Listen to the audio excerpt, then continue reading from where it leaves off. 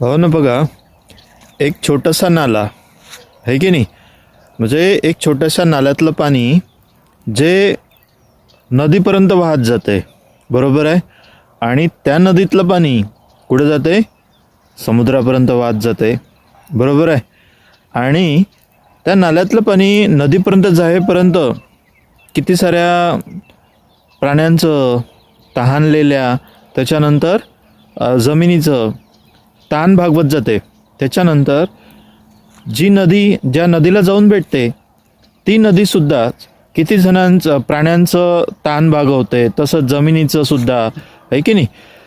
तसंच ती नदी समोर जाते वेळी जी समुद्राला जाऊन टेकते, तर तोपर्यंत ती किती साऱ्या जणांची ताण भागवते, बरोबर आहे की नाही.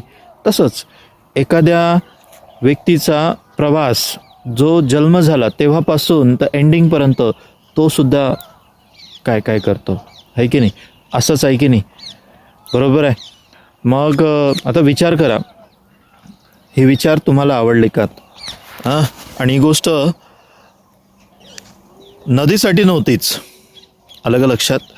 तर हा एक विचार मी तुमच्याशी शेअर केला. आवडला असेल तर नक्कीच सांगाल. थँक्यू.